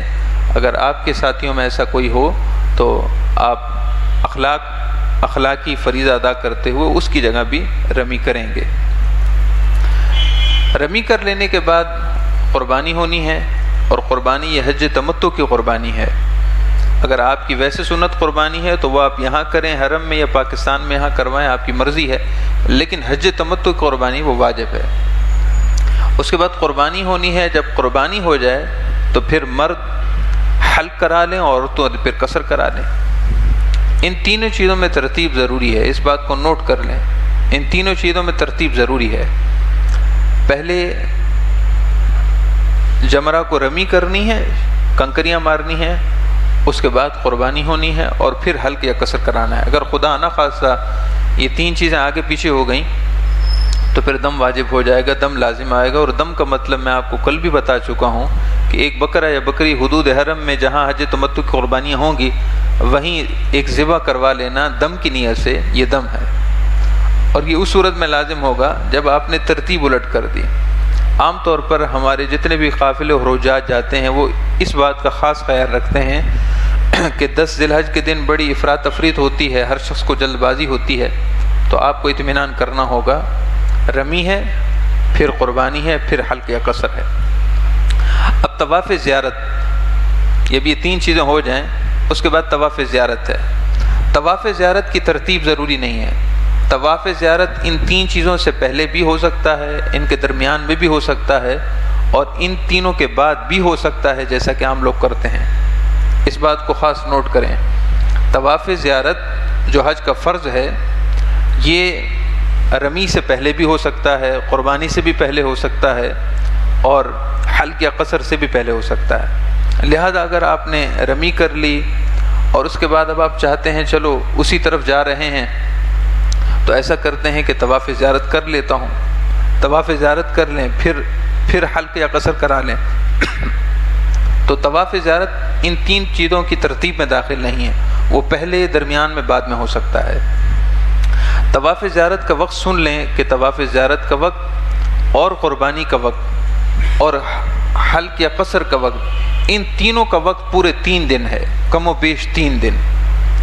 بڑے شیطان کو کنکریاں مارنے کا وقت تو صرف 24 گھنٹے پہلا دن تھا، لیکن جو بقایا چیزیں ہیں یعنی قربانی کرنا، حلق یا قصر کرانا اور طواف زیارت کرنا، ان 3 چیزوں کا واجب وقت بہت اچھا خاصا موجود ہے۔ یعنی 10 ذی الحج کی صبح صادق سے لے کر پورا صبح صادق کا دن، رات 11 کا دن اور رات، اور 12 ذی الحج کو غروب آفتاب تک یہ پورا وقت موجود ہے۔ تو طواف زیارت اگر اس دن ہو جائے تو فبہا، بہتر ہے، کیونکہ ہمارے پیارے آقا صلی اللہ علیہ وسلم نے 10 ذی الحج کے دن ہی طواف زیارت کیا تھا۔ لیکن اس دن نہ ہو سکا تو کوئی حرج نہیں ہے، دوسرے دن کر لیا جائے۔ تو رش اور ازدحام کی وجہ سے خاص طور پر خواتین اور بوڑھے افراد کے لیے آسانی اس میں ہوگی کہ وہ 10 ذی الحج کے دن نہ کریں، 10 ذی الحج اور 11 ذی الحج کی درمیانی رات کو کر لیں، یا 11 ذی الحج کو صبح جبکہ تہجد کی نماز کا وقت ہو وہ روانہ ہو جائیں اور اس وقت کر لیں۔ باقی جیسے آپ کے آپس کے معاملات آسانی سے طے پاتے ہوں آپ ویسا کر لیں۔ وقت میں نے آپ کو ذکر کر دیا ہے۔ جب آپ کا پہلا دن گزر جائے گا تو آپ پھر مینا میں آئیں گے، چونکہ جتنے دن رمی ہونی ہے آپ کو مینا میں رات گزارنا سنت ہے۔ مینا میں رات گزارنا ان تینوں دن سنت ہے جب شیطان کی رمی ہو رہی ہے۔ جب 11 ذی الحج کا دن ہوگا یقیناً آپ احرام کی پابندیوں سے فارغ ہو چکے ہوں گے۔ اگر آپ طواف زیارت ابھی تک نہیں کر سکے تو اس زواجی تعلق ابھی تک جائز نہیں ہوگا، باقی ساری پابندیاں حلق یا قصر کے ساتھ ختم ہو جائیں گی۔ لیکن اگر طواف زیارت ابھی تک نہیں ہوا تو اس زواجی تعلق ابھی بھی جائز نہیں ہوگا، اور اگر طواف زیارت بھی پہلے کر چکے، جیسا کہ میں نے آپ کو کہا ترتیب اس میں ضروری نہیں ہے، وہ اگر آپ حلق یا قصر سے پہلے ہی کر چکے طواف زیارت تو حلق یا قصر کرائیں گے تو ساری پابندیاں ختم ہو جائیں گی۔ 11 ذی الحج کے دن رمی جمار کا وقت یعنی 3 شیطانوں کو کنکریاں مارنے کا وقت اب زوال کے بعد شروع ہوگا۔ 10 ذی الحج کے دن تو آپ فوراً سے کنکریاں مار سکتے ہیں زوال سے پہلے بھی، لیکن 11 ذی الحج اور 12 ذی الحج جو تینوں شیطانوں کو کنکریاں مارنی ہیں اس کا وقت زوال کے بعد ہے۔ اگرچہ ہمارے بعض علماء کرام عوام کی کثرت، حاجیوں کثرت کی وجہ سے اب یہ فتویٰ دیتے ہیں، بعض علماء کے نزدیک ہے کہ زوال سے پہلے بھی 11-12 کو رمی ہو سکتی ہے، لیکن چونکہ متفق علیہ مسئلہ نہیں ہے، سبھی مفتیان کرام اس پر متفق نہیں، لہذا احتیاط رکھیے کہ 11 اور 12 ذی الحج کو کنکریاں زوال کے بعد ہی ماریں۔ مگر جو انتہائی وقت ہے وہ بالکل ایک جیسا ہے۔ 11 ذی الحج کو زوال کے بعد جو وقت شروع ہوتا ہے وہ 12 ذی الحج کی صبح صادق تک چلا جاتا ہے، اور ایسے ہی 12 ذی الحج کو جو زوال کے بعد وقت شروع ہوتا ہے کنکریاں مارنے کا وہ 13 ذی الحج کی صبح صادق تک چلا جاتا ہے، تو اچھا خاصا وقت موجود ہے۔ زوال کے بعد رش نہیں ہوتا، عصر مغرب میں رش نہیں ہوتا، تو اس وقت کنکریاں ماری جا سکتی ہیں۔ طریقہ وہی ہوگا کہ آپ ہاتھ میں کنکریاں لے لیں گے، 7 سے زیادہ لے لیں، 10، اور پھر جو سب سے پہلا ہوگا اس کو مارنی ہوں گی، پھر دوسرے کو اور تیسرے کو۔ ہماری کتابوں میں لکھا ہے کہ اگر قبلہ رخ ہو، کنکریاں مارتے وقت اگر قبلے کی طرف رخ ہو تو یہ بہتر ہے، سنت عمل ہے، لیکن قبلے کی طرف رخ فرض واجب نہیں ہے، لہذا جیسے آسانی ہو ویسے کریں۔ اگر قبلہ کی طرف رخ آسانی سے ہو جائے تو ٹھیک ہے، نہ ہو سکے کوئی حرج نہیں۔ وہاں کے آپ اصول دیکھیں گے، ضابطے دیکھیں گے کہ جانے کا راستہ مختلف ہے، واپسی کا راستہ مختلف ہے۔ اگر آپ چاہیں کہ میں لوگوں کی دھکم پیل میں داخل ہو کر سنت ہی پورا کروں اور جہاں سے واپسی کا راستہ ہے وہاں پہنچ کر قبلہ کی طرف رخ ہو کر ماروں، تو ازدحام اور دھکم پیل میں یقیناً آپ سنت تو ادا کر لیں گے لیکن پریشان بہت ہوں گے۔ ہاں، ازدحام رش نہ ہو تو پھر کوئی حرج نہیں، آپ اس طرف سے تھوڑا گھوم جائیں اور کنکریاں ماریں، قبلہ کی طرف رخ ہو جائے گا۔ تو یہ بات آپ ذہن میں رکھیں کہ سنت اور بہتر طریقہ یہ ہے، لیکن ازدحام اور رش کی وجہ سے سنت کو چھوڑ دیں۔ اور حج کے واجبات میں سے 5واں واجب سعی ہے، وہ سعی جو طواف زیارت کے بعد ہوتی ہے۔ طواف زیارت کے بعد صفا و مروہ کے درمیان سعی کرنا یہ واجب ہے، ضروری نہیں کہ اسی وقت کی جائے۔ اگر کوئی حاجی مینا کی طرف جانے سے پہلے احرام کی حالت میں نفلی طواف کر لے اور پھر صفا و مروہ کی وہ سعی جو طواف زیارت کے بعد واجب ہے، ادائیگی ہے، اگر وہ پہلے کر لیتا ہے تو تب بھی واجب ادا ہو جائے گا۔ طواف زیارت کے بعد والی صفا و مروہ کی سعی یہ حج کے واجبات میں سے ایک واجب ہے۔ اب اس کے بعد آپ کا ایک ہی واجب رہتا ہے، وہ ہے طواف وداع۔ طواف وداع مکہ شریف چھوڑنے سے پہلے جو آخری طواف ہوتا ہے وہ طواف وداع کہلاتا ہے، خواہ اس کی نیت کی جائے یا نہ کی جائے۔ مکہ شریف چھوڑنے سے پہلے جو آخری طواف کیا جاتا ہے وہ طواف وداع کہلاتا ہے، خواہ اس کی نیت کی جائے یا نہ کی جائے، یہ واجب ہے۔ اگر بالفرض کسی نے حج پورا کر لیا مگر کوئی طواف ہی نہ کیا اور ایسے ہی اس نے شہر مکہ چھوڑ دیا، اس نے واجب چھوڑ دیا ہے۔ اور اگر اس کے بعد نفلی طواف کرتا رہا مگر ذہن میں یہ نہیں تھا کہ طواف وداع کرنا ہے، مکہ شریف چھوڑ دیا اور پھر بعد میں ذہن میں آیا کہ نفلی طواف تو بہت کیے لیکن طواف وداع نہیں کیا، تو کوئی حرج نہیں، آپ کا جو بھی آخری طواف تھا وہ طواف وداع ہو چکا ہے۔ اور اگر طواف وداع رہ گیا ہو تو اس کی وجہ سے دم لازم آتا ہے۔ اس طرح آپ کے حج کے مناسک ادا ہو جائیں گے۔ اللہ اللہ اللہ اللہ اللہ اللہ۔ مدینہ طیبہ بارگاہ رسالت میں حاضری وہ حج کا رکن تو نہیں ہے، لیکن رسول اکرم صلی اللہ تعالیٰ علیہ وسلم کی نسبت سے وہ حج کا روحانی رکن ضرور ہے۔ حج کا ظاہری رکن نہیں مگر حج کا روحانی رکن ضرور ہے۔ رسول اکرم صلی اللہ علیہ وسلم نے ارشاد فرمایا، جو حج کے لیے آیا اور میری بارگاہ میں نہ آیا اس نے مجھ پر جفا کی، اس نے مجھ پر زیادتی کی، اور زیادتی کیوں نہ ہو، وہ رسول اللہ صلی اللہ علیہ وسلم جو اپنی ساری ظاہری حیات طیبہ اپنی امت کے لیے دعائیں کرتے رہے، شب و روز اپنی امت کی مغفرت کی دعائیں کرتے رہے، اور شب معراج اللہ کی بارگاہ میں اللہ کے انوار و تجلیات میں حاضر ہو کر بھی اپنی امت کو یاد رکھا، اس دنیا میں تشریف لائے تو اپنی امت کے لیے دعا فرمائی۔ اگر کوئی حاجی حج پہ جائے اور بارگاہ رسالت میں حاضری نہ دے تو اس سے بڑا ظالم کون ہوگا؟ رسول اللہ صلی اللہ علیہ وسلم ارشاد فرماتے ہیں کہ میں اپنے امتی کا منتظر ہوتا ہوں۔ تصوف کی کتابوں میں لکھا ہے کہ حج کی روحانیت کی تکمیل بارگاہ رسالت میں حاضری سے ہے، خواہ وہ حاضری حج سے پہلے ہو یا حج کے بعد ہو۔ حج کی روحانی تکمیل وہ آپ صلی اللہ علیہ وسلم کی حاضری سے ہے۔ یاد رکھیے، مدینہ طیبہ جب حاضری کے لیے سفر شروع ہو تو یہ سمجھیں کہ میں آپ صلی اللہ علیہ وسلم سے ملاقات کرنے کے لیے حاضر ہو رہا ہوں۔ مسجد نبوی شریف کی زیارت ضمنی ہو، تبعاً ہو، ارادہ مسجد نبوی شریف کی زیارت کا وہ تبعاً ہو۔ اسی طرح جنت البقیع کی حاضری وہ ضمناً ہو، تبعاً ہو۔ اصل حاضری تو ہم حضور کی ملاقات کے لیے جا رہے ہیں، حضور کی بارگاہ میں حاضری کے لیے۔ حضور ویسے ہی زندہ اور حیات ہیں جیسا کہ آپ صحابہ اکرام کی موجودگی میں حیات تھے۔ صحابہ اکرام جیسے آپ کی زیارت کرتے تھے، آپ ویسے ہی حیات ہیں، بس فرق صرف اتنا ہے کہ اس وقت آپ زمین کے اوپر جلوہ گر تھے اور آج گنبد خضراء کے سائے میں جلوہ گر ہیں۔ ہمیں آپ کا چہرہ اقدس، آپ کا رخ انور، آپ کا جسم اقدس، آپ کا مجسم پیکر نورانیت نظر نہیں آ رہا، مگر اب بھی آپ حیات ہیں۔ حدیث پاک میں آتا ہے کہ یہ صرف آپ صلی اللہ علیہ وسلم کے لیے نہیں، تمام انبیاء کے لیے ہے۔ تمام انبیاء کرام، بالخصوص تمام انبیاء کرام اپنے اپنے مزارات میں زندہ ہیں، وہ رزق دیے جاتے ہیں۔ اللہ تعالیٰ نے ان کو ویسے ہی زندگی عطا فرمائی ہے جیسا کہ وہ اپنی ظاہری حیات میں زندہ تھے۔ مدینہ طیبہ میں جتنے دن بھی رہیں، ادب سے رہیں، احترام سے رہیں۔ ہوٹل کی لوبیوں میں بیٹھ کر اور فیس بک استعمال کرنا اور یہ ساری چیزیں، ان کا ذکر کرنا بھی عجیب سا معلوم ہوتا ہے۔ ہمارے اکثر حاجیوں کا حال یہ ہوتا ہے کہ مدینہ طیبہ پہنچ کر اپنا وقت بہت ضائع کرتے ہیں، اپنا وقت بہت ضائع کرتے ہیں، اور نہ جانے اپنے اپنے رومز میں کتنا وقت ضائع کرتے ہوں گے۔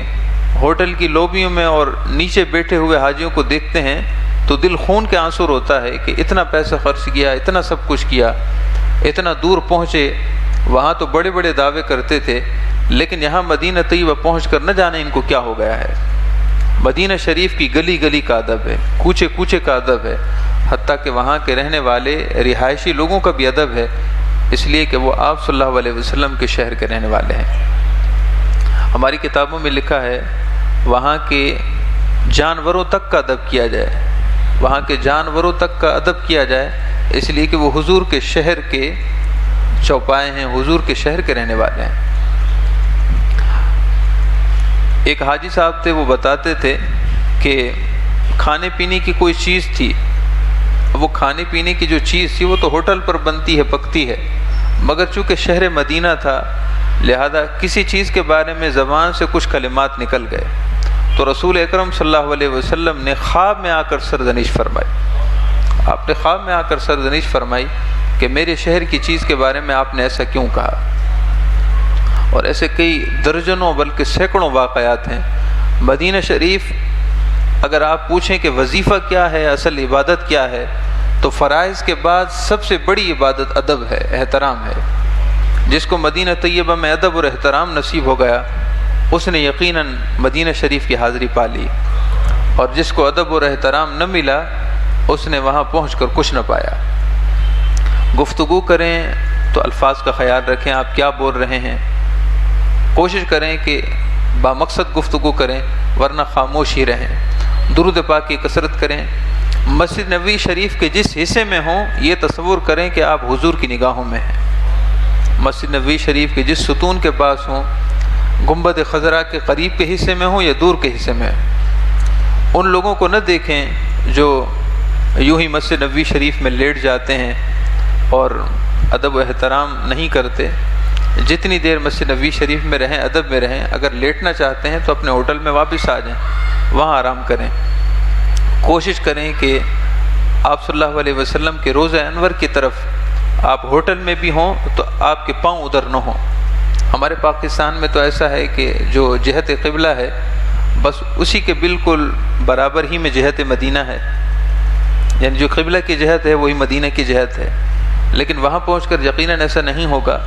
وہاں اماکن مختلف ہوٹلوں میں رہنے کی وجہ سے جہتیں مختلف ہو جائیں گی۔ ہو سکتا ہے کہ کعبہ کی جہت ایک طرف ہو اور مدینہ طیبہ کی جہت دوسری طرف ہو، یعنی حضور کے گنبد کی جہت دوسری طرف ہو۔ تو جب بھی لیٹیں آپ پاؤں کا خیال رکھیں کہ آپ کے پاؤں وہ حضور کے گنبد کی طرف نہ ہوں، اس کی دوسری جہت میں ہوں۔ یہ سارے ادب و احترام کی باتیں، ان کی تفصیل بڑی ہے۔ رسول اکرم صلی اللہ علیہ وسلم کے معجزہ شریف حاضر ہونے کے آداب یہ ہیں کہ آپ جب اس دروازے سے داخل ہوں یا اس جہت سے داخل ہوں جہاں سے زیارت کے لیے جاتے ہیں تو اپنے ذہن کو ہر خیال سے صاف کر لیں، اپنے ذہن کو تمام خیالات سے بالکل مبرہ کر لیں اور خیال صرف اب حضور کا ہو۔ ذہن میں یہ پہلے تصور جما لیں کہ رسول اللہ صلی اللہ علیہ وسلم سنہری جالیوں کے اس طرف تشریف فرما ہیں، آپ تمام جانے والے زائرین کے سلام کا جواب دے رہے ہیں، ان کو دیکھ رہے ہیں، ان کے چہروں کو بھی دیکھ رہے ہیں اور ان کے دلوں کی کیفیات کو بھی دیکھ رہے ہیں۔ لہذا دل پر یہ تصور لائیں اور یہ تصور باندھیں کہ اب میں حضور کی بارگاہ میں حاضر ہوا چاہتا ہوں، اب میں حضور کی بارگاہ میں حاضر ہونے جا رہا ہوں۔ وہ گناہوں سے لت پت انسان کہ جو حضور کا نام لے تو یہ بھی بے ادبی ہے۔ ایک بزرگ فرماتے ہیں، ہزار بار بشویم دہن بمشک و گلاب ہنوز نام تو گفتن کمال بے ادبی، کہ اگر میں اپنے منہ کو عطر سے، گلاب سے، مشک و عنبر سے دھو بھی دوں تب بھی میرا منہ اس قابل نہیں کہ حضور کا نام میری زبان پر آئے۔ اپنے آپ کو اس درجے نیچے لے کے جائیں، اپنے گناہوں کو یاد کریں اور پھر اللہ کا کرم دیکھیں، حضور کا فضل بھی یاد کریں کہ اس قدر گناہوں میں لت پت ہونے کے باوجود آج سید الانبیاء کی بارگاہ میں حاضری ہو رہی ہے۔ سبحان اللہ، کیا نصیب کی بات ہے، کیا میرے مقدر کا ستارہ چمکا ہے کہ اتنے سارے گناہ ہونے کے باوجود آج اللہ کے فضل اور حضور کی رحمت سے میں آپ کی بارگاہ میں ہوں۔ تو بار بار یہ تصور جمائیں، یہ میری بات یاد رکھیں آپ کہ جب تک یہ تصور ذہن میں نہ بیٹھے آپ حاضری کے لیے نہ جائیں، حاضری کے لیے نہ جائیں۔ دن میں 10 دفعہ حاضری دینے والے تصورات ادب کو برقرار نہیں رکھتے، وہ کچھ نہیں پاتے، اور جو تصور ادب لے کر اگر 24 گھنٹوں میں صرف 2 دفعہ بھی حاضری دے دے اس نے سب کچھ حاصل کیا۔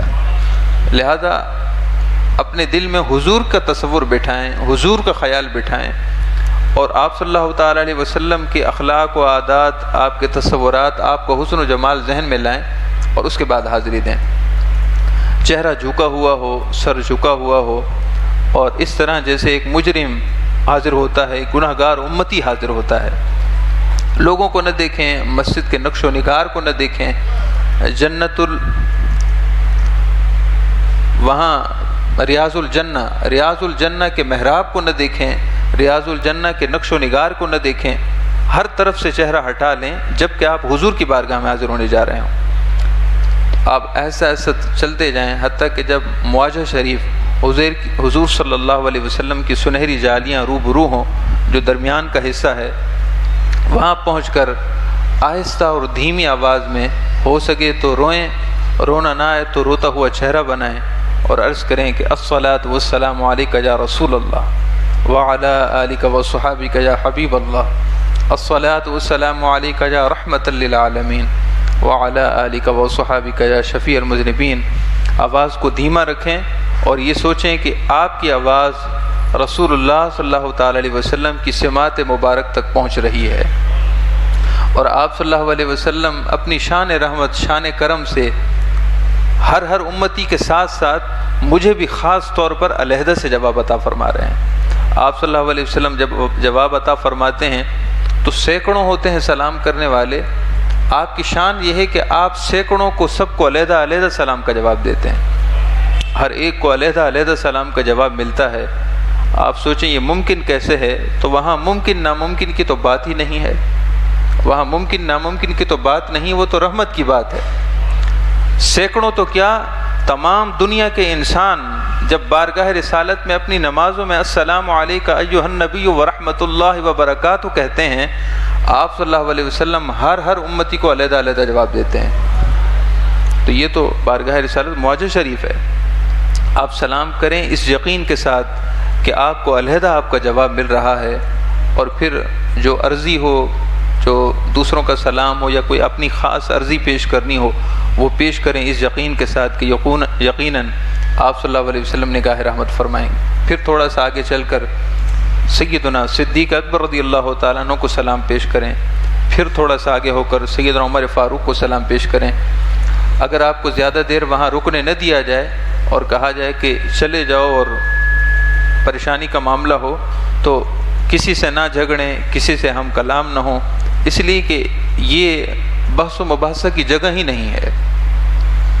مواجہ شریف کے روبرو یہ بحث و مباحثہ کی جگہ ہی نہیں ہے۔ یہ مناظرہ کی جگہ ہی نہیں ہے، یہ کسی سے ہم کلام ہونے کی جگہ ہی نہیں۔